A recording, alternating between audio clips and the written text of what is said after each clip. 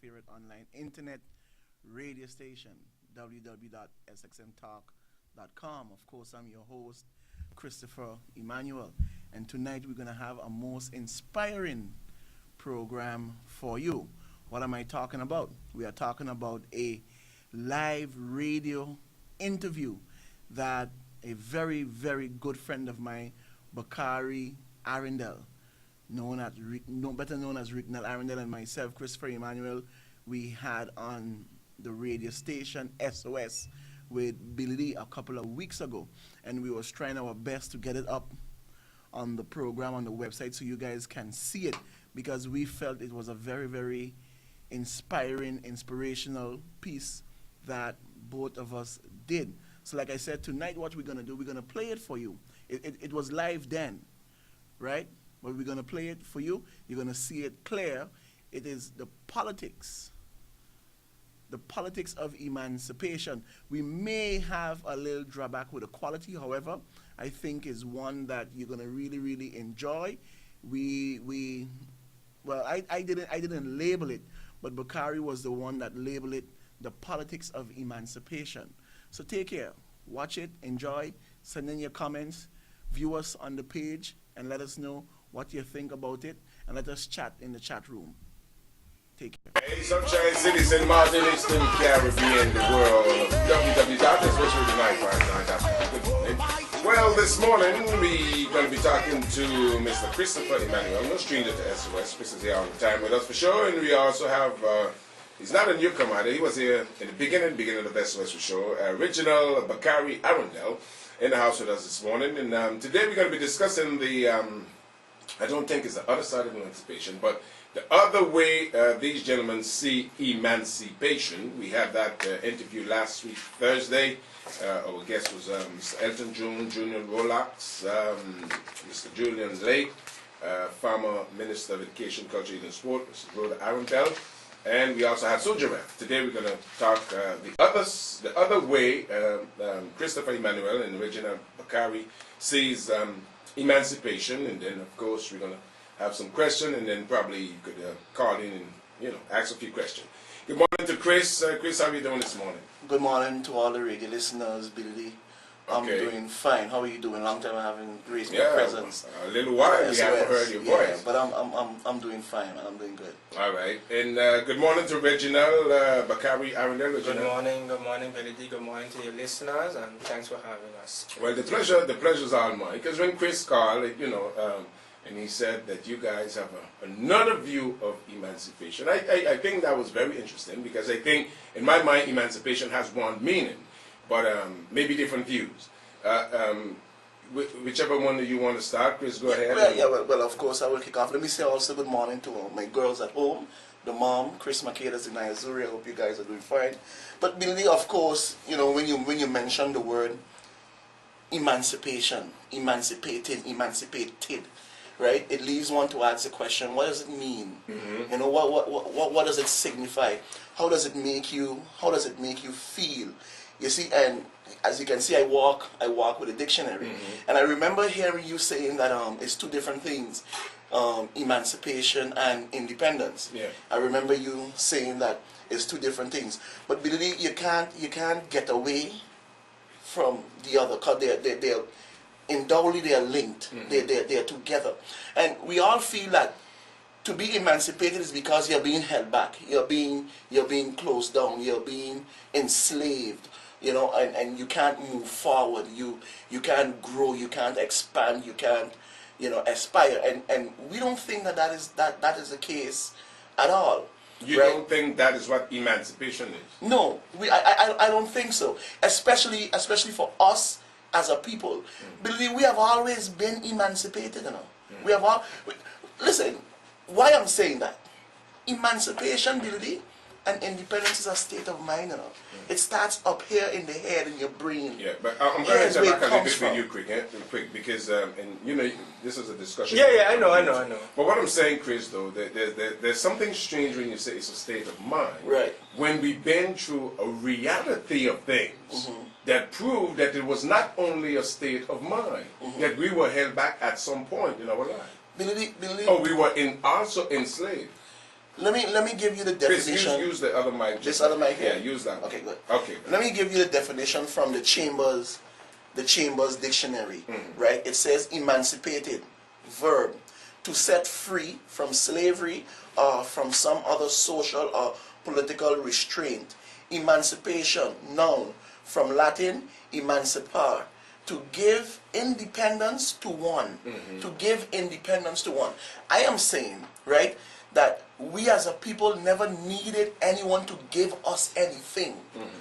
Okay? So we never had to look forward to how should I put it? That great day. Yeah, that great day that should come when... Oh, you say we didn't have to look forward for that? No, no. Because within us, as a people, we have always been free. We have always been emancipated. What we had was a setback in our evolution as a people. And we triumphed over that. It was inevitable. It was for always us to move forward. But I can't digest the word setback. You got to explain me setback, because I wasn't set back. I was held back, not on my will. Right. So how do we say we were set back? But look at it this way, right? You're building a house. You're starting off with a foundation, okay, and you run out of money. You was full steam ahead. You run out of money. You get a setback. But that doesn't mean you're held back. That doesn't mean you're stopped. That doesn't mean you're not going to move forward. It's going to take you some time to get back on your feet and move forward. But inside of you, in your heart, in the person, in the man, in the human, in the generation, in the people, as who we are, we have always been free. Okay. We came from a continent, Billy, where we knew kings and queens. Okay, we were a people linked personally one-on-one with God. We had that sort of relationship. We built pyramids. We knew about medicine. We were a people that was always aspiring to move forward. This is going to be an interesting conversation, because this is totally the contrary of what we spoke, and that's what you said. You're here because you didn't agree with what you heard. Right. But Chris, if I'm somewhere and I was captured and taken to another place and basically in prison. Where am I? What am I? And that now, I know Bakari smile, because now that now is the core and the crux of our discussion. By saying what you're saying there, Billy, that is not where our emancipation started, you know. Because we was captured, because we was put in prison. You see, we use that as the prerequisite to start and talk about emancipation. But our emancipation as a people started thousands and thousands of years before. Not because we was captured, taken from one place and brought to another, put in chains, put in whips, locked up.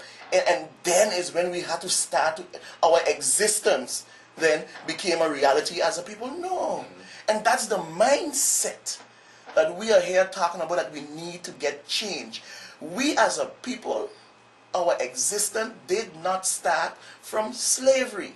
So our emancipation, we as a people being emancipated, did not start by us being in prison, with us being enslaved, and by us having masters and white masters and stuff like that. No, that's what we are talking about. But when you listen to the discussion and the talks, all out throughout the Caribbean, okay, all out throughout the worlds where we have a colored people, we always start to talk about it after slavery. And that is what we don't agree with. That's what I don't agree with as a person. So you believe we were emancipated from way back before. Right. You know. Go ahead. So what do you mean by emancipation then? Where does it come from? You see, the thing with emancipation, Billy, is always moving. You're always progressing. Let me explain to you what a professor told me one time, right? When we was discussing civilization, and we was discussing Egypt. And the reason why the pyramids was built, and why you see they had their sarcophagus, and today man could hardly explain it. He said that we as a colored people had a one-to-one connection with our Creator.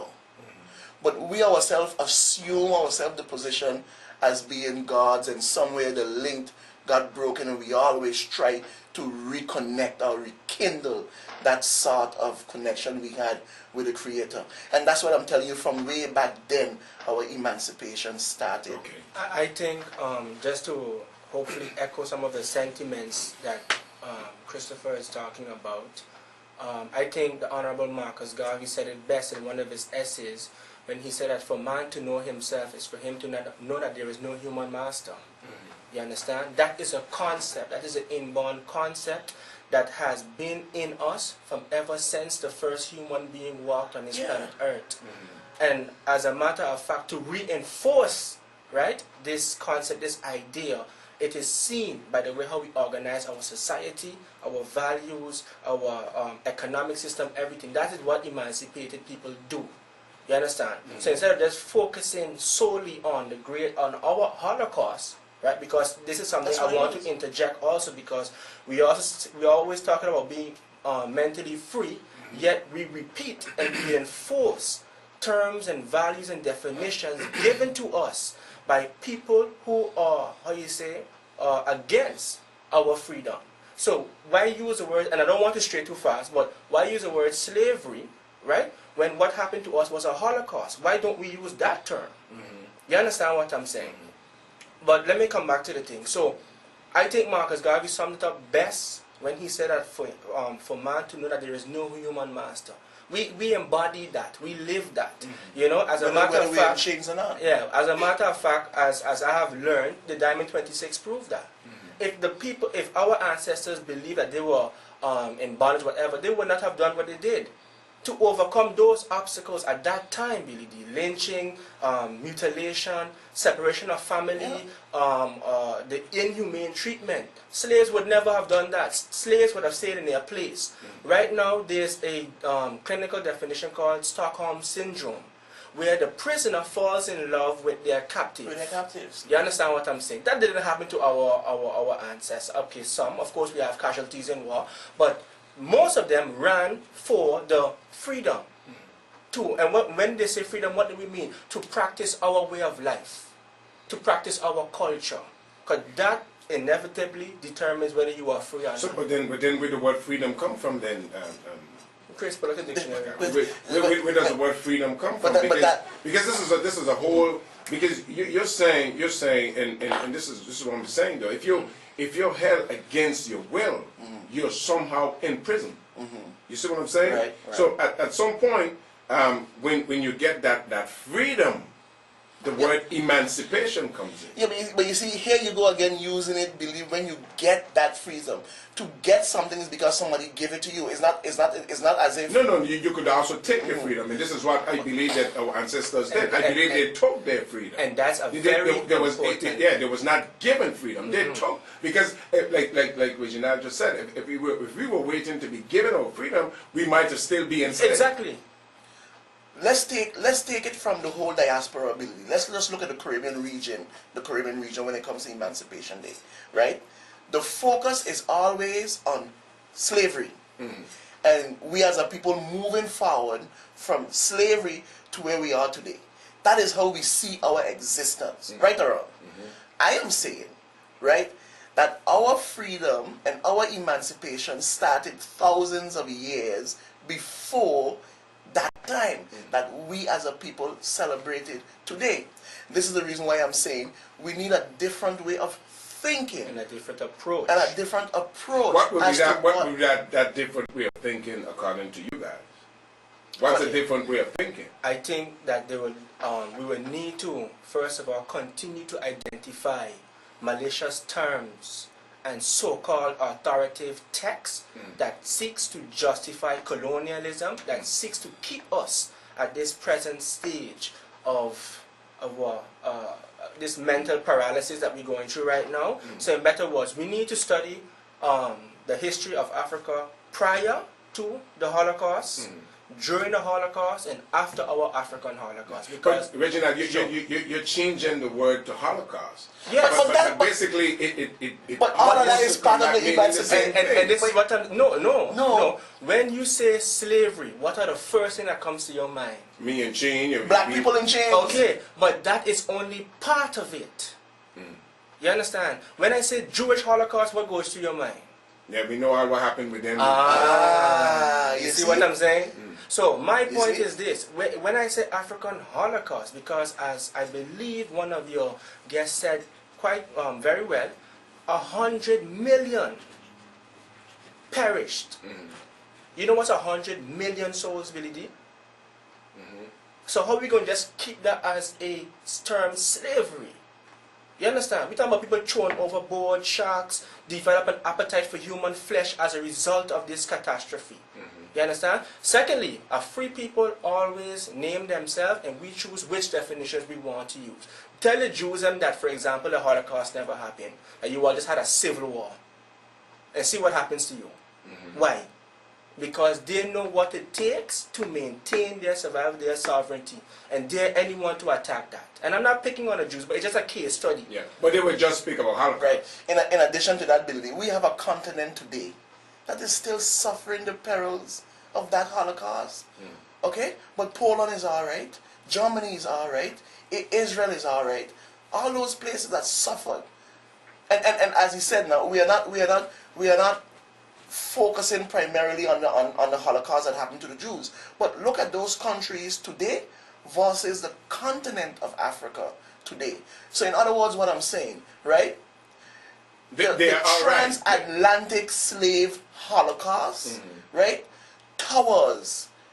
It spread bounds and leaps over the Jewish Holocaust. And as a matter but we know more about that today than what we know about the African Holocaust today. We just know slavery. And if I could just add to that, because all of this is part, I would say, of we have to deconstruct so-called his story and begin to reconstruct. And this is what we are attempting to do right now.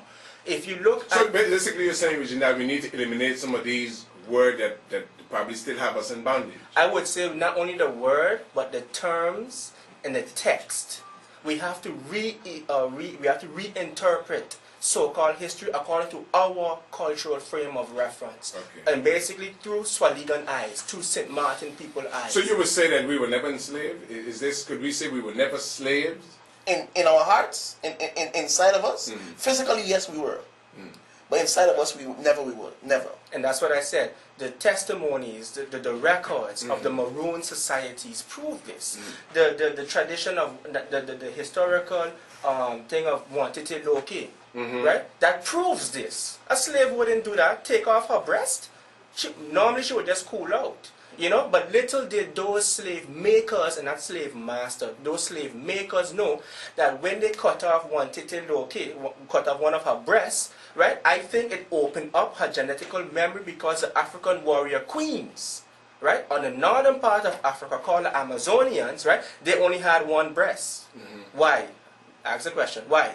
Because when you're pulling back the arrows, the breast could have gotten in the way, you could have hurt yourself. Okay. So they you understand? So I'm talking about those connections to show the historical continuity. And as Chris said, is not to show that we just started when Columbus and his other pirate friends came over.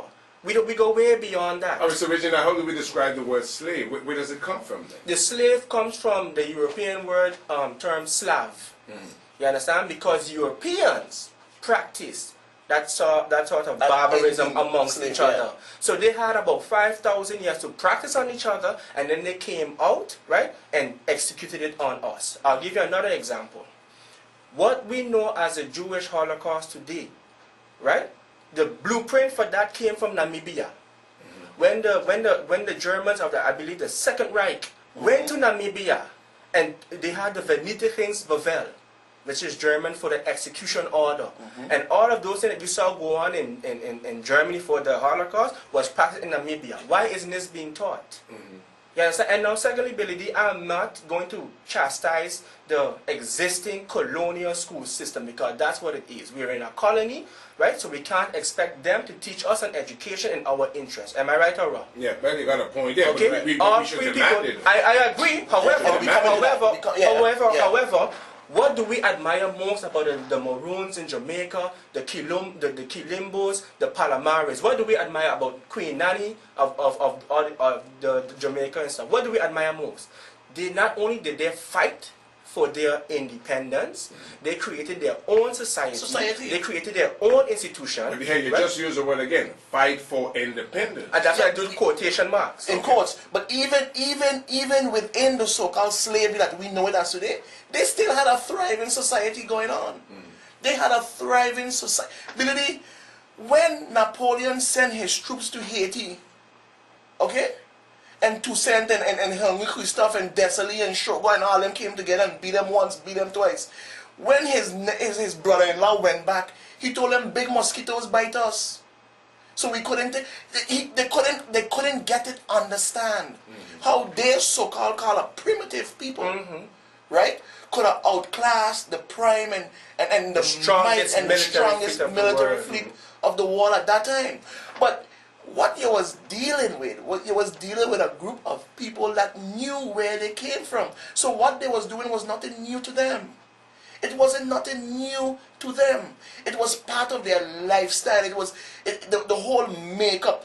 This is the reason why when you look at sculptures and drawings and paintings today that comes out of Haiti, it's synonymous. You feel something because it's synonymous from the Congo. It's synonymous from Benin. Because a lot of those quotes again, slaves ended up, right, in Haiti.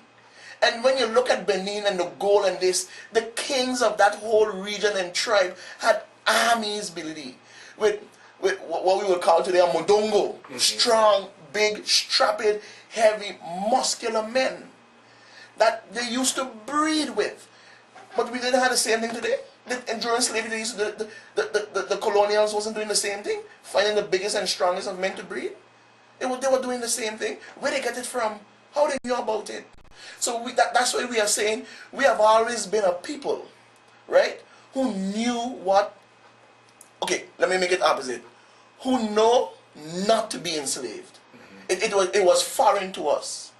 It was something that we couldn't get, we couldn't understand it because we were always free. You know, let me give another example.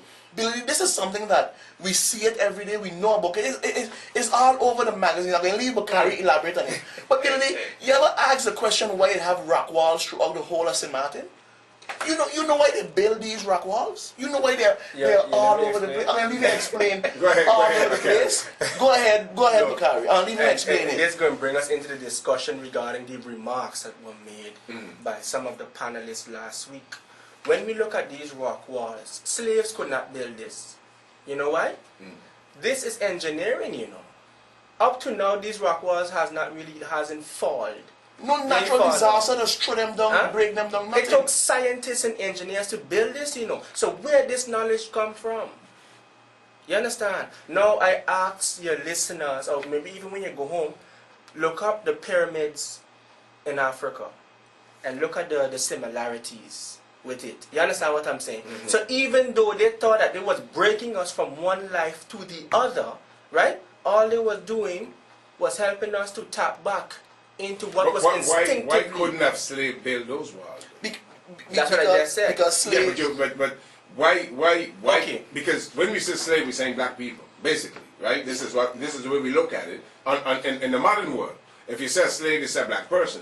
Back in those days. But why couldn't have slaves build those walls back then? And that's what I told you again. Let's read. Because you say it's engineered, yes. Yeah. So go ahead. Okay. Go ahead. Before the first Europeans set foot, and that's what I said, it's so important that we study pre-colonial Africa and post-colonial Africa. Okay. When you see the architectural designs of Timbuktu, of Ethiopia, of Nubia, of Great Zimbabwe, of Azania, misnomered South Africa, you will see a historical continuity between those walls and these walls. There's no cement here. For sure. There's no cement here. So those slave makers, they knew exactly who they came for. The slave makers did not have to teach them to do these things. They didn't have to teach us about cotton, about rice, about sweet potato, about journey cake and those other delicacies. You understand? We knew those things. You see, and that's what enhanced our value because of those special skills. Okay? So that's what I said. Slaves could not have built this. Let me elaborate. Wait. Go ahead. One more thing. We're looking at a maroon, a Nubian queen here with the sticks. You ever saw her hairstyle? She has a cornrows, right? Cornrows. We would think that we just invent this, but I have pictures right here with me. I have pictures right here with me, Billy D, because you know our people, they just need to see things. You understand? You just need to see things with believability. You seeing it, right? Yeah. What are you seeing? Curls. Curls, okay. And this picture here is 300 BC. I'm going to show you another one here. What are you seeing? A princess. Okay. What does she have? Braids again. Good. When was this taken? This was taken, this is Peol type Ramses II as a boy, who was the infamous king of Egypt that's allegedly trapped the Hebrews. Ramses the Great. Yeah. Okay? So, you know that this is at least 2,000 years old. We also have, look at the next one here. These are the stone carvings of Africans that traveled to the Americas hundreds of years before Columbus. This is just a hairstyle alone. And that's what I told you. They knew who they came from. You understand? They knew exactly who they came from.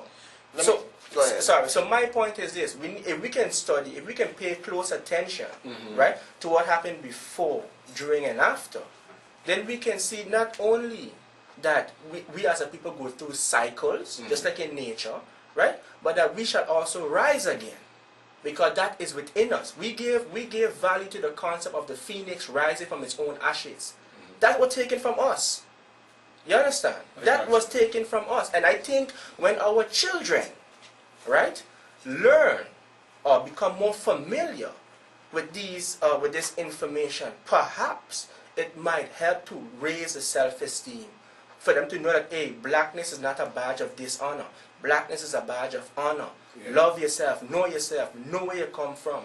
You understand? It plays a big role in self-respect and self-concept. So basically, we need to forget this whole concept of being enslaved and all this type of thing. Because, however, we got to get on a topic here. Right. So we saw a celebration of emancipation. Are you guys against that celebration? Billy, let me say like what Suja said. There's nothing wrong with a celebration and ability. But the celebration must have content. It must have value.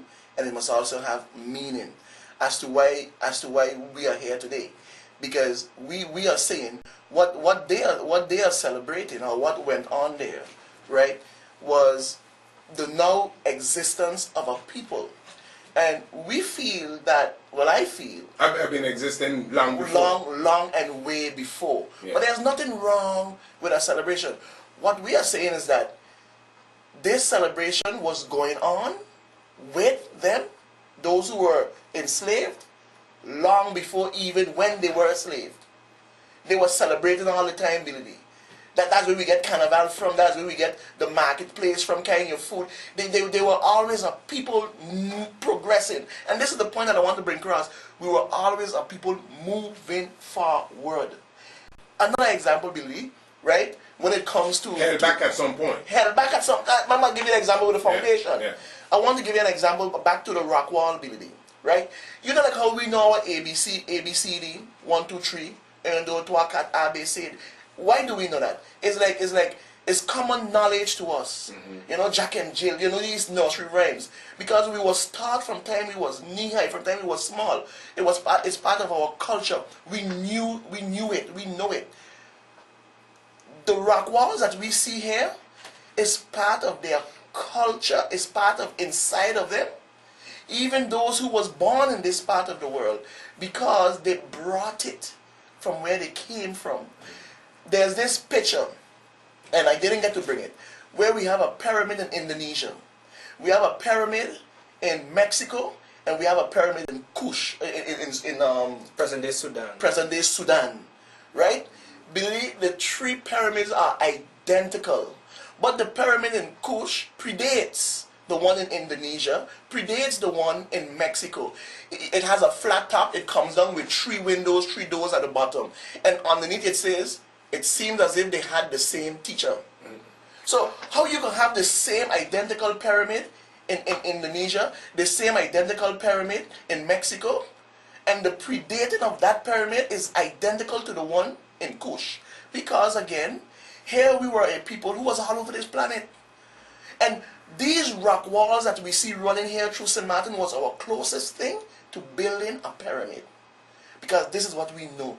This is what we knew. It's like hopscotch. It's like playing jacks. It's like spinning a top. So what they did was build rock walls throughout the whole island. Because it was synonymous, it was symbolism, it was similar to them. building a pyramid. You see, and this is the kind of education that we want to bring forward. This is the kind of emancipation that we are talking about. Don't just focus on July 1st. Okay? And now we are people and we existing. No. We have been existing thousands of years before, and there's where our emancipation and independence started. And if I may interject, right? Chris made a very important point when he said that we should not act as if July 1st when we came into existence. Because if we were to do that, we would then, right, be eliminating the histories of the Taino people that occupied these shores, right, prior to the European invasion, starting with Columbus. You understand what I'm saying? So all of that I think will need to be incorporated within the new educational system, whether independently or whether in a So how do we still not forget what took place? Because whether we say Holocaust, to forget it. whether we say Holocaust or not, something did happen to this race. Yes. So how do we connect what happened to the race? How do we connect? Yeah, because we Chris, we're talking about a mental thing, but it happened. There was physical abuse. There was there was something that happened. There was people that was in prison unwillingly. There was so how do we put this together? By teaching, by teaching. Okay. Even though, and yes, we did. I agree 100% that yes, we did existed as a people before. I don't want people to believe that we unexisted when we were free, because we did. Let me tell you how we should not connect. Okay. Let me explain to you how we should not connect. And now, I know you don't want to talk about this much. I know you don't really want to focus on this, but we had our good brother here, Sujaret, and he made a point when he said that he brought the book of Emancipation, right? And he read a piece of what the minister said, and this is why I'm saying this is a part that we should not do. We should not want to connect in this manner. Here we have 1, 2, 3, 4, 5 paragraphs in this booklet. What's a paragraph? A paragraph is 4 or 5 sentences make a paragraph. Yeah. What the good brother did, he read one sentence in a paragraph. Let me read a sentence for you. This booklet is stepping stone for educating our people by helping them to understand the process, the pain, and the trials our people went through in order to safeguard our freedom today. And he make reference by saying that basically diminishing the minister, but that's the part we want to get into. But he needs to be corrected on it, because he said, how in the world we could have a minister of education and can't write a proper sentence because it doesn't have a verb. And according to him. And then he said he did English 101. I understand why he did English 101. Because if he had done advanced English, he would know that helping is a verb. Okay? It's a connecting verb, it's a linking verb. And it's in the sentence. To safeguard is a verb, ability. Okay? But what we don't want to focus is bringing down the individual. But how could you be talking about emancipation? Here you have your own people. Okay? Your own people talking about doing things right, highlighting what we went through, and you're tearing them down. That is what we don't want. Because you said about what we must do to get the connection back. What I just explained is what we don't want to get the connection back. You shouldn't do that. It's not right. Because at the end of the day, whether it's a former minister Rhoda Arundel, whether it's a now minister Sylvia Jacobs, whether it was any one of them who lay a wreath or anything at the foot of Wantete Loke, even the governor he made mention to that don't have to speak at. But these are our people, Billy. We are all one people. We came all here together on the same boat, same ancestors, everything. You're talking about emancipation, but you're tearing them down. And that is what we don't want our young people, okay, to hear, to focus on, and to see. That is not talking about emancipation. That was politics. And that's what we're shunning away from. As a matter of fact, Billy D, what Christopher just said is reminiscent of when, okay, you're a little older than me, right, is when you was growing up and the European teacher say, oh, you're pronouncing it wrong. You're not speaking standard French or standard English or standard Dutch. And our good friend, Mr.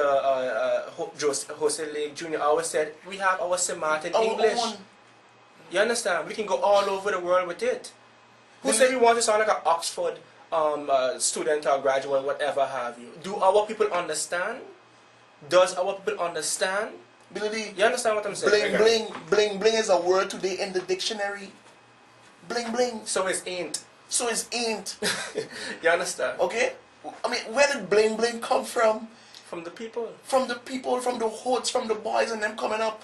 It's a word today in the dictionary. Alright, so you're saying, guys, that your view of emancipation is exactly what? Because you're saying you're the contrary of what what we saw and what we heard. Let me tell you. So your views of emancipation, do we use this word? And I read the word Holocaust. I gotta agree with that. Yeah. I read that word. I think we went through a Holocaust. Yeah, that was. I gotta agree with that. Or there's not to cut you off. Or in Swahili they call it the maafa, meaning the great destruction, the great period of suffering.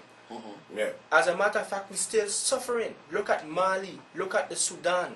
Right? Look in South Africa. A reference was made. Yeah, but let's look at home too. No problem. But what I'm saying. Suffering at home. No, I get that. But what I'm saying, I need to tie in something real quick because a suggestion was made about having a truth and reconciliation on St. Martin. Yeah. My point is this: they had it in South Africa, and today our African brothers and sisters are no better off than in then before Mandela went to prison. You understand what I'm saying? So where do we go? And why we have to take it as a case study because we don't want to be repeating the same thing over and over because then people become disinterested in the process, right? And as a matter of fact, then it just stop right there. Good. They were here Do you think that we need to do that? Though? No. Do you think? You don't think we need no, to? Did Haiti do it when they fought for their independence? They just took it. Did America do it when they fought for independence from Britain? Why it is who it is we must reconciliate and get truth from?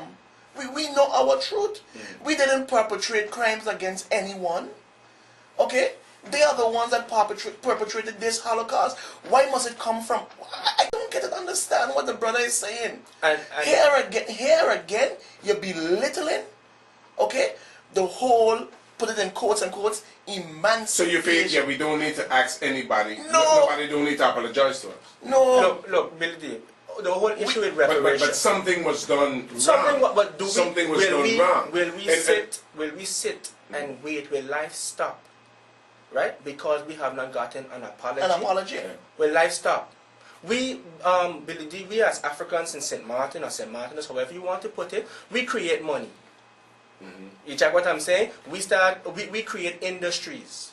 The hair industry, the entertainment, everything. We got money. You understand? So why would we need, if we put all our money together, we'd be like what, the 8th or the 9th richest people on this planet. What are you going begging for reparations? You understand what I'm saying? If we were just simply, because we all talk about Marcus Garvey, Malcolm X, and all of these other great heroes and sheroes, right?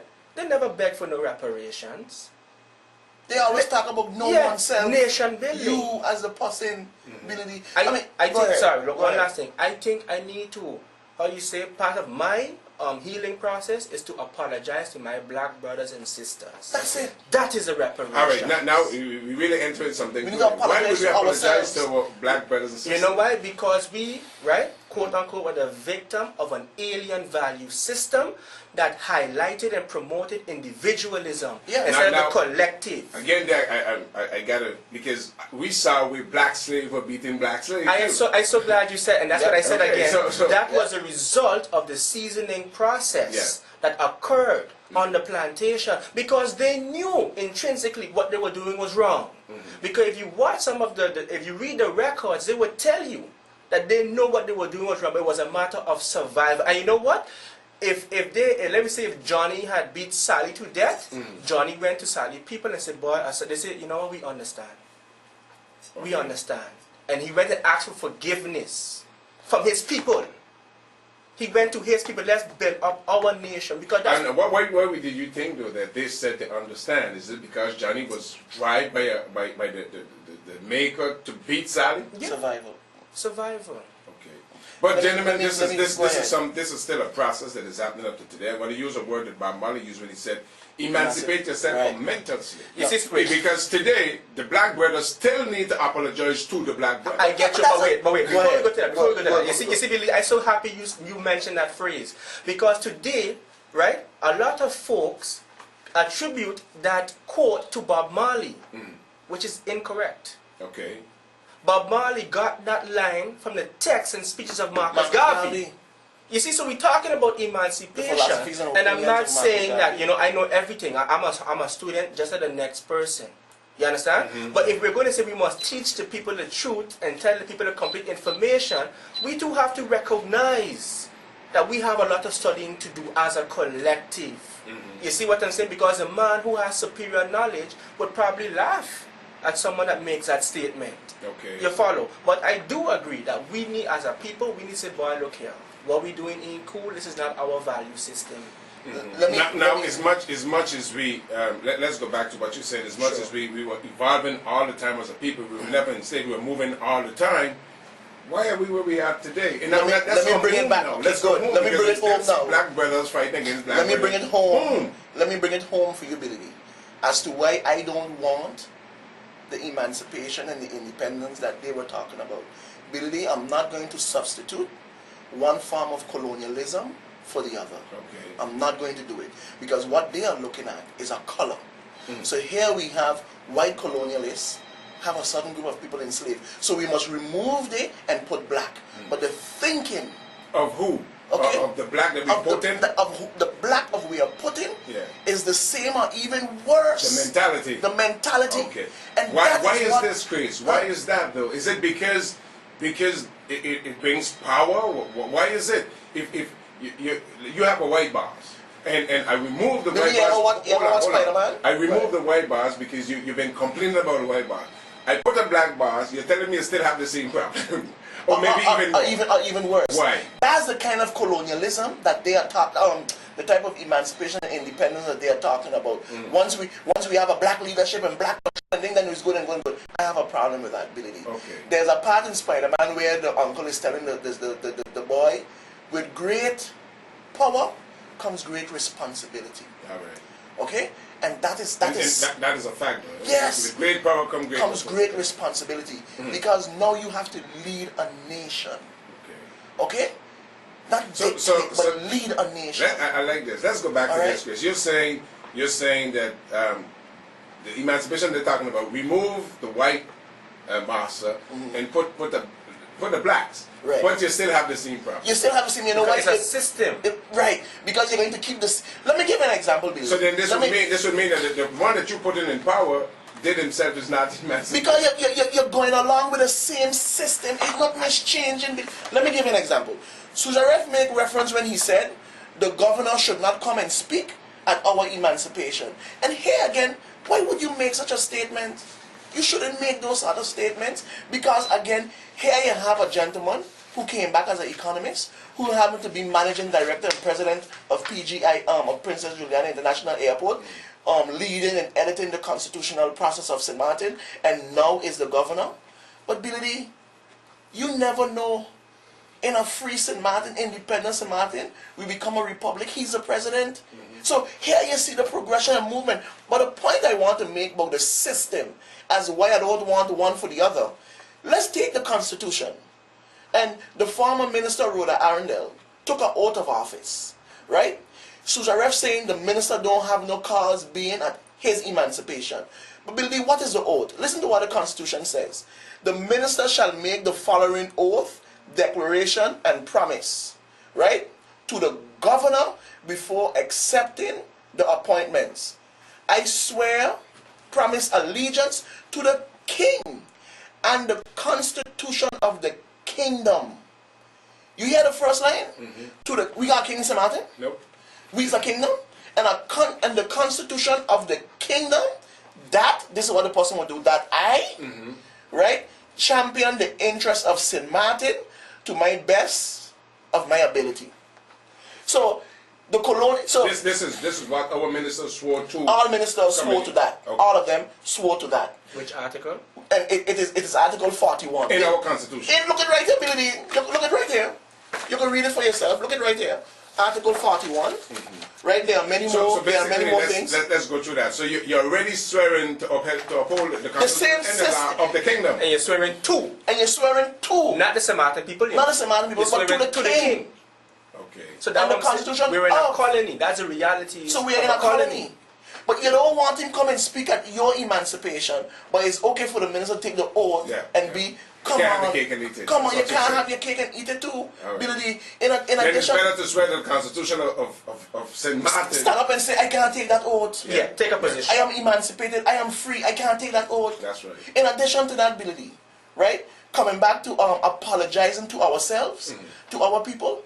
You remember he made reference saying that all those who lay a wreath to the foot of one Tete Loke she's spinning in her grave and she should kick them away. Yep. Why would you say that? Your Billy, listen to this. You ever heard about Emilio Wilson? The Emilio Wilson estate? Billy, the former minister was at the Emilio Wilson estate on the 1st, talking about emancipation, giving a speech and everything. Right? I have the document right here in my hand. There's a company, there's a group that want to develop the Emilio Wilson estate today. The Emilio Wilson property today, they want to develop it. There is tapes, there's record of Emilio Wilson saying, I want my property to remain in the hand as it is. I don't want to develop. The former minister signed a monument permit for the development of Emilio Wilson. So how you could be speaking about emancipation there, speaking about a people, but you sign a permit for them to destroy it? One of the things you put the people an explanation. One of the things that I'm scared of, though, and this I think is where people will laugh at us as black people, because here's a moment maybe for us to like you said, to rethink, to go back to what happened, and it still seems that it's turning into a political thing. and that is what we are saying. That's the problem. And this is where people laugh at us, because if this is our thing, and you know, the king is going to look at us and say, but if they can't come together on their thing, how are they ever going to? And that's why I said the brother didn't talk about emancipation. He spoke about politics. And that is what we don't want. And besides that, I would also like to take this time to publicly acknowledge, right, the great work that the organizers of the event, of the observance, did, as well as the groups that performed. Let me tell you something. You know why I say I enjoy the 2 days of festivities or the 2 days of observances?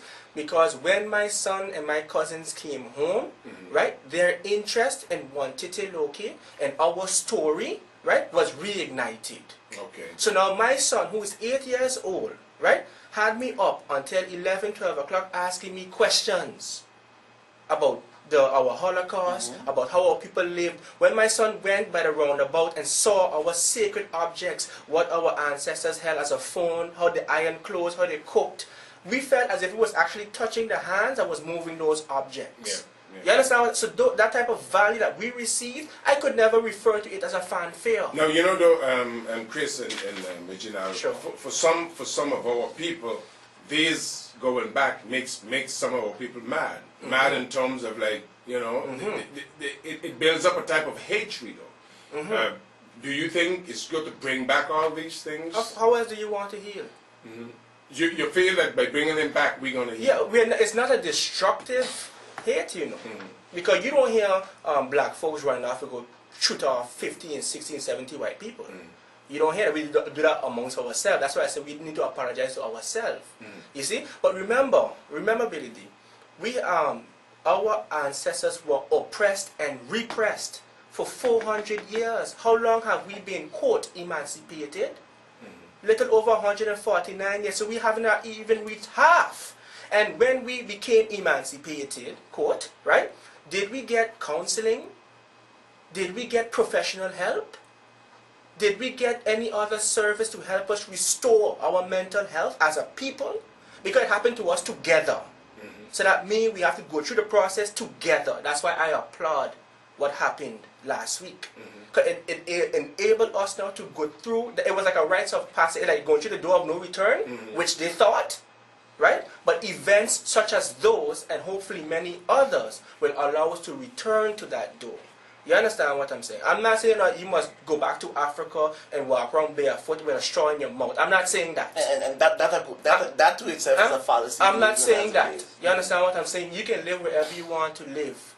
You understand? You can practice whatever you want to practice. I'm not against that. But I'm saying that we need to heal. First and foremost. In America, they have all these conventions. Black psychologists talking about the post-traumatic slave syndrome. I would advise the listeners to go on Google and type in post-traumatic slave syndrome. I can't remember the name of the therapist. You know, so we have all of these resources, right, that plays a role in helping us to restore our mental equilibrium. But don't you think that there's a lot of people who still remember it? There's some who don't know it. There's some who don't want to know it. Don't you think that black people have moved on? But that's my point, and look where we are today. Why have we moved on, Billy D? Because of us. You see, it's like this. I remember one time asking my aunt if she believed in divine intervention. Because, you know, when I go by her sometimes, she'll say, oh my gosh, Chris, you're doing this just like your mother. Just like your mother would do that same thing. She would say the same thing. And then when she looked at my daughter, she said, Chris, the only difference between you and your daughter is that she's a girl. We are where we are today because of continuity. Because we are just like our people that were there. It is part of us. It's in us. It's who we are. Okay? You see him both don't run because he fast. And it's part of his genetical makeup of a people. And you know that also because I would imagine that many of your listeners are Bible readers. And if I'm not mistaken, in Ezekiel it says that the sins of the father travels through the generation up to the 7th generation, I'm not mistaken. Right? So if that's the sin, if that's the case, that means whatever psychological hang-ups we have, right? The times when we couldn't speak out, the time when we get beat for nothing, the time when they accuse us of doing this, and they said that we were stupid, it's going to show up in our children. So those things that we repress will ultimately show up in our children. So now our children walking on upset, they are on drugs, because you say we're going to take it home, they are on drugs, they're killing each other, right? They are evading, right, their own culture, grabbing onto Americanism, grabbing onto Jamaicanism, grabbing onto this other thing. Why? We're running from ourselves. We don't want to be identified with the great salt pickers. You understand? We don't want to be associated with Diamond 26. We want, no. We want to be thugs and this and bling bling and whatever have you. You see what I'm saying? Because why? We don't like that description, so we try to reinvent ourselves. And that's a part of our human nature. We are always reinventing ourselves. If you listen to some of the experts in management, they always tell you rebrand yourself.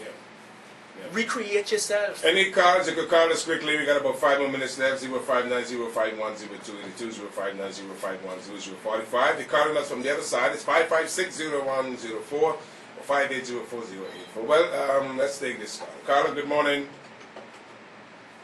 Morning. This is excellent. These men that you have on your panel, they are enlightened by the Spirit of God. And this is excellent. This is a bright subject this morning. Because what this gentleman is talking about is kingdoms. They mentioned kingdoms, and that's what we lost. We lost the kingdom of God. We lost that. And we're looking for identity. We're looking for personality. That's why the gentleman said we're going through all different kinds of things. Americanized, Jamaicanized, all kinds of nice, just to find our identity. This is a brilliant subject, gentlemen. Continue on this road. Thank you so much. And, you know, to follow that, Chris, you said something that I really got to come back on quick. Let's take this call. I know you're going to have the lines burning up. Carla, good morning. I must commend you on the topic that you are speaking about. I'm not that educated, but I tell you, I gotten something this morning, and I appreciate it very much. Keep up the good work. Thank you so much, my brother. How do you explain this, though? Now, let's get back to St. Marcus Catholics who talk about the mental state. And guys, we're taking call if you have any questions or comments quickly. Let's just look at our government, for example. Our local government. Then we ask ourselves, why are we still suffering? You know, because if we are emancipated, and you're the president of St. Martin, Chris, and you know we are emancipated, then why should the black brother and the black sister still be not given opportunities, still suffering? Why is that? Bakari said it good. The system. Yeah, but forget about the system now, because we need to think about us. So then, you can't carry water in a basket. Yeah, but then if the Queen said to kill Billy D, then you got to kill Billy D because the Queen said so, because you're on that. How do we change that? Wait. Hold on. Bakari, I'm coming back to you because you said something very interesting here. Okay. I hope the people could listen to this carefully.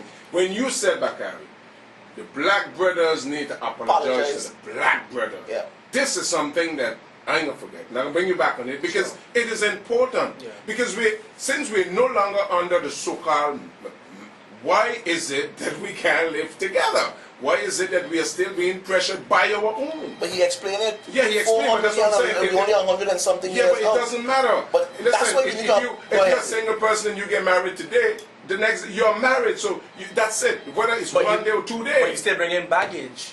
You're still bringing that baggage into the new marriage. Let's take a call. Carla, good morning. Good morning, guys.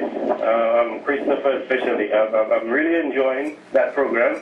It's very good, but I honestly think that, our culture needs to be taught more at school if it is being taught.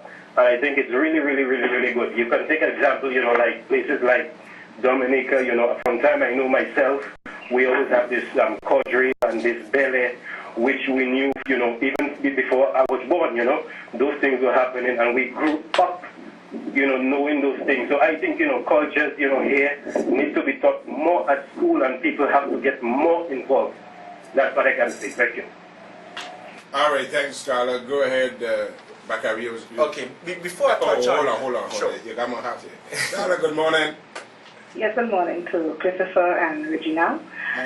Jacques, let me report you a bit. When you're having these kind of important, enlightening subjects, please don't keep them so short. Have a special day for that. This is what you call education. This is what is edifying. Well, it seems like we're gonna go more than the time that we expected because the phones are ringing so much here. Right, because we need to know this, and the younger folks need to know this. This is why we are so loud as a people, because when the few of us who know these things talk about it, we have labeled them wrong. But today, you and the rest of the media have permitted us to hear these kind of things, and this is what we need to do to edify and educate our people. Christopher and Regina, you're doing such a great job. But I know Christopher can do that anyway, because he's after us.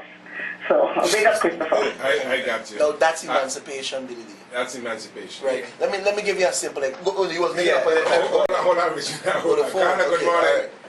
Hello, good morning. Morning.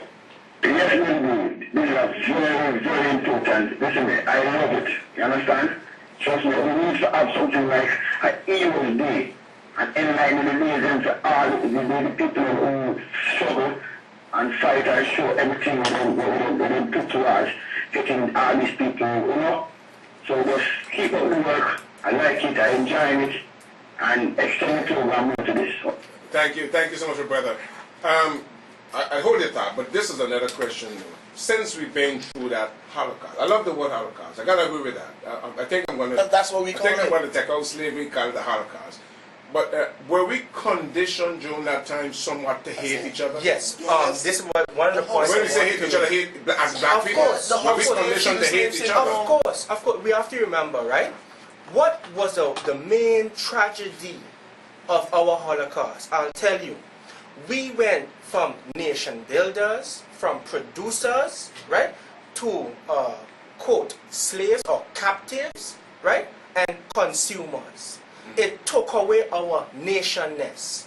You understand what I'm saying? Because I have an uncle of mine, I know he's listening now, and one of the saddest thing for him is when the whole history was when black people was beating black people for the slave maker. Yeah, correct, because that was part of the seasoning process. Just like, look at today, there's a... But it's still happening. But that's what I'm telling you, there is one group, the same family, right, on the island, in the Antilles, in Europe, that is still in power up to this day. You understand what I'm saying? Up to this day. So nothing has really changed, and that's why I want to get back to the so-called proclamation. Because when we read the proclamation, we will see, right, a shift from our allegiance to the slave maker to the government. Same thing. You understand what I'm saying? So that's what I'm saying. We need to focus on the continuity of the court system. So now, when you have a government saying, right, that we're going to take care of you, yet foreigners get preferential treatment here on St. Martin's, Swaliga, Ualichi, right? What is that telling you? The more they say that things change, the more it remains the same. All right. So you understand what I said? When we go in the school system and we see that we are taught, we are forced, we are indoctrinated to glorify pirates and savages and barbarians, known as Christopher Columbus, John Hawkins, what is other guy named? Peter Stuyvesant, Pete Hayne, right? All of the people that were responsible for the great suffering. We are taught, and dare you to say that Columbus did not discover. Dare you to say that. Dare you to say that. The failure. I'm telling you this, Billy D, and I'm saying to the entire St. Martin, if my son or any one of my children come home and tell me that they got it wrong on a test, I will be paying that school a personal visit. I got you. Let's take this call. Carla, good morning. Good morning. I know the gentleman just mentioned in a while ago named child research. You know, in Jamaica, we have cigarettes that called 2 cigarettes, and as soon as we get an idea of who those people are, cigarettes? immediately ban those cigarettes. Why are you telling me? All right, you heard that. Let's take this call. Carla, good morning. Okay. Good morning. I want to congratulate the two brothers that have made the intervention today. I think the angle that they gave is very interesting, but particularly I think I have seen a switch by a new generation that would take fundamental to the St. Martin, not North-South, just simply St. Martin. Christopher particularly, I think, is descendant of the Smiko generation, and that they must continue the good work, be critical in which they have been in the defense of St. Martin at all times. I think he would do his mother proud today. But I don't know him, but of course I'm impressed by his intervention. I'm impressed by his knowledge, and that they must keep up the work, or the good work, in defense of St. Martin. I don't want to say the clarification of the mistakes that were made, and in last week's intervention, I think I've heard a reaction somewhere where the attempt was made to be divisive in terms of putting the criticism in terms of French Dutch or French national. I think that we should at all times avoid any attempt to divide us. We are not French, we are not Dutch, we are St. Martiners. And that even though we can be critical, we should always refrain from dividing our people, dividing our nation, dividing our culture along European lines. Other than that, I think the discussion is very healthy. It must continue, and that I am comfortable now in thinking that our country will be defended going forward. Again, thank you to the brothers. All right, and thank you too, Carla. And, thank you very much. Yeah, I gotta say that. I mean, you know, you're bringing a different. This could be a new. I don't want to say new approach, but this is a new way of seeing things. You know, when I called you, it was a discussion. Remember, I told you with a few of us coming. Yeah. And you know, it happened so that the others couldn't make it because it was a discussion amongst us. And I said, I can call Billy D. Because if it's one person who would understand and give us that opportunity, it's Billy D. No, but it's we could have gone in any other radio station. Yeah, let's think. You got a full heart, Chris. Carla, good morning. Hello, good morning. Yeah, go ahead.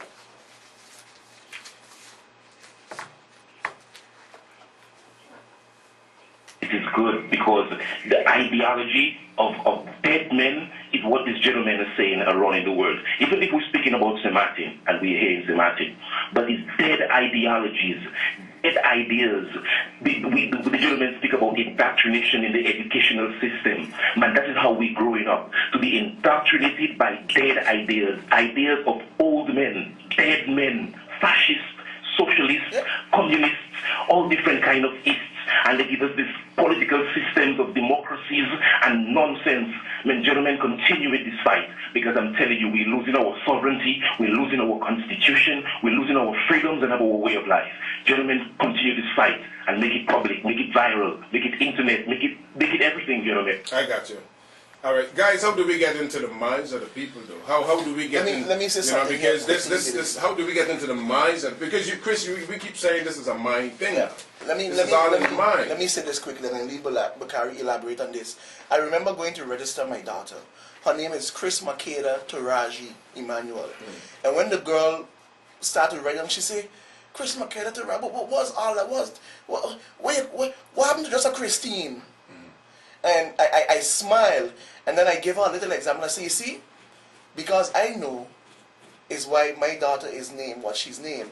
But because you don't know, I'm going to encourage you to do the research. But let me tell you this. We as a people believe that Africa was controlled and ruled by men who were kings. I said Africa was 3 countries. We had the Northern Sahara, we had Egypt, and we had everything else that was called Ethiopia. All right, Chris, you see the word that you just said, that Egypt, we had a big discussion when they say Egypt is in Africa. Of course. But not Egypt. There's a Middle East? Yeah, there's some country that there was a big discussion that's saying that the world has it that it's not in Africa, but it is in Africa. But we got to get back. That's Egypt. It's always fight. That could be an entire discussion. That's right. Discussion. But because they're saying it's not in Egypt. That's what they say. Okay. It's not anyway. That's like saying Marigot is not in St. Martin. Yeah. All right. Go ahead. It was Northern Sahara, Egypt, right, and Ethiopia. What is Ethiopia? What does it mean? Land of burnt faces. We know the queen or the empress that control it. We know her today as traveling to see Solomon as the queen of Sheba. But her name was Maakheru, who gave birth to a daughter called a son, but she also had a daughter named Maakheru. Okay. But what I'm saying, Africa was controlled by a destiny of queens. And if our young women and women today knows that, right? They would strive. They would strive. And then you get the meaning of the name. So here we come again as to who we are as a people. There's where the change. I met that young lady after, and she said, you got me going crazy now doing the research, and I'm loving it. Let's take this So card. you see the see the... All right, we missed that card. All right, taking a few more cards, guys. 15 after, we're going until about 10:30 because you know the demand is so hot on this. But you know, I'm really happy that you guys came because then we need to talk reparation among ourselves. Yes. I really want to get to that. You would have a grocery store here. You know, there's a saying that says too that we made it through slavery because we held on to each other. And from the time we let go. Yeah. From the time we found independence, we started to commit suicide. You know why? Because we want validation from someone else and not ourselves. Okay. So we couldn't go into this restaurant first because it was segregated. Now that it's not segregated anymore, we feel that we are people now when we could go inside. But it was always going by Billy Restaurant. Exactly. So what happened? There is where your validation is. Because so all of a sudden now Billy Restaurant don't mean nothing. Ain't good enough. Yeah. So here's where the educating part of emancipating. And you know, I had that attitude from a grown-up man. If I saw a shirt and I could afford it at any store, I bought it. I never restrict myself from going into anything. You know, especially in St. Martin. And you know the thing is because what you're saying is so important because they describe St. Martin, quote, as a free market economy, meaning little government intervention and the shops, right, or the market can determine prices and products and consumers can determine all of that. But when you do that, right, against a people or country who is not as affluent as foreigners, what is going to happen? They are going to come now and saturate your market, force out your locals, right? And then you want to say, well, you know, that's just business. Yeah, because we have a tendency up to now to believe that a certain particular people, their prices are better. You know, or the ice or cola, like the ice is cola. They water more clear. So those are some of them. That's what I said. Colonialism, right, took away our nationness. Because when St. Martin has had our shops, describe the life then. And when we was because we're still self-reliant, we are still hardworking, despite the myths that is circulating out there about St. Martin, people lazy and things. That's a complete lie. You understand what I'm saying? But when we controlled our economy, our communities, compare that, right, that time with this time now when we just let everybody run through and do what they want. Did money change us? Did money or power? What changed us? That's the continuation of because slavery. Because if all of us as black people remember the Holocaust, we could all say we've been there, you know, mentally or whatever. So where did we go wrong? I think Christopher answered it good. Where did we go wrong? You see? I'll come back on this question, Chris, and this I'm going to put on because when Obama is the president of America, Obama takes care of Americans. Yeah. Done. Okay? Yeah. Done. That's it. Yeah, Obama doesn't have to make a specific, you know, so this is a question. We have elected people, are St. Martiners, where are we going wrong? Where is the interest of the country? Where does their allegiance lie? That's now. But then, Chris, then these people should sit in. If that's the case, I don't want to be elected. It's better not to be elected. But believe me, this is the stance of the phone. Let's take these two Carla. Carla, good morning. Yeah, Billy, it's me again. I just want to touch a little bit again on that subject that you just touched on there, the gentleman just touched on about colonizers. The Romans were the first to colonize. And what the Romans would do when they colonized the country, they wouldn't do like their predecessors would have done, take the spoils of war back to their homeland. The Romans would send 300 of their citizens, put a governor in that country, and Romanize the territory. And that's exactly what these colonizers are doing today. Colonizing us, Englishanizing us, Frenchanizing us with their way of thinking, with their ideologies of fascism and totalitarian. I got you. Or head out of the sand, people, and wake up. I got you, brother. As to why I said, Billy, I don't want a substitution from one type of colonialism to the other. Because the next one could be even worse. Then. Exactly. All right, go ahead. Exactly, you know. Look at the next thing, because you made a very important point when you say, why are we behaving like this? Why are we killing each other and stuff? When you assassinate a Malcolm X and promote black exploitation movies showing our women, our sisters, our mothers as hoes, young men as pimps and thugs, and you glamorize it and you get young people, right, to eat this up and take it as reality to the point where they actually imitate what they are seeing. It goes to the blood. Whenever you assassinate the character of a black man that says, look, I will not compromise my manhood for no system. You understand? You couldn't pay me to leave my family so that they can get money and things. A man wouldn't do that. Men don't do that. Everybody have their own story. I ain't judging. But what I'm saying is that there was a specific system in place to separate the family, to make us look dysfunctional. Look at the so-called comedies today. The man is an imbecile. The woman is somewhat basically the dictator in the house, quote unquote. She runs things. Even the children disrespecting the father at times. You understand? So when you project these things, because we are a visual people, single mother. We are a visual people.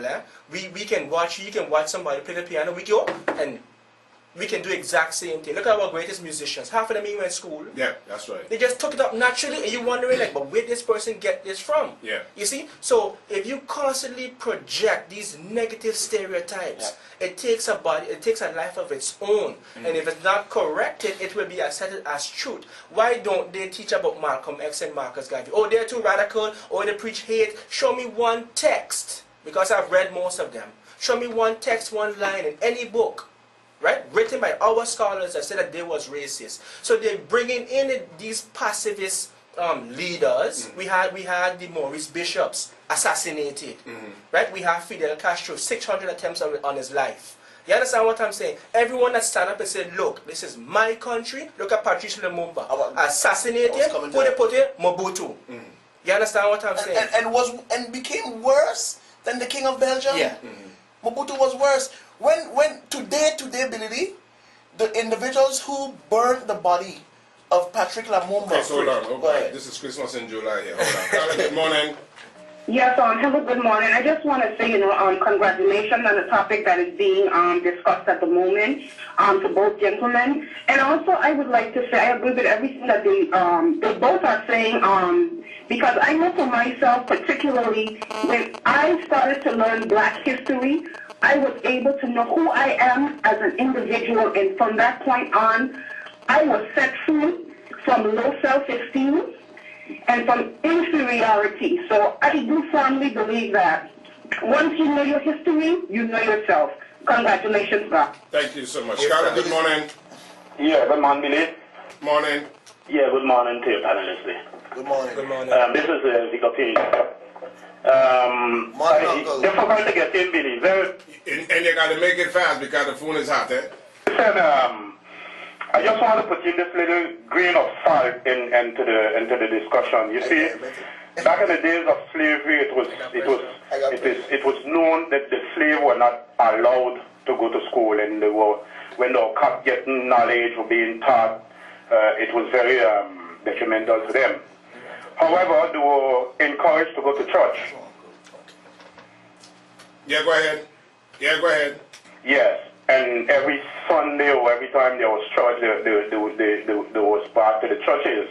But the problem is in those days the priest wasn't white. I mean, wasn't black. The priest was white, or the minister or whatever was white. And on the walls of the church had pictures of white Jesus. So all that played a very, very negative role, determining of who black people should be in the position that they are, because those who seem to be the masters have the supreme being on their side, and he's like them. I got you. And that's maybe if today we don't have chains on our foot anymore, we need to take those chains from out of our heads. Yeah. I guess one of the panelists have mentioned that Marcus Garvey talked about emancipating yourself mentally. But we shouldn't demean the part that what Bob Marley played with that, because Marcus Garvey probably put it in books and we can research it and find it. But Marley put it in our hearts and with rhythm and everything that goes with it, with passion. All right, I got you. We should not mind that part. So we got to go leave you. Thanks so much, though. I want to. All right. There you have it, St. Martin. Take care of yourself. God bless each and every one of you. We're going to be back here on Sunday. Good night.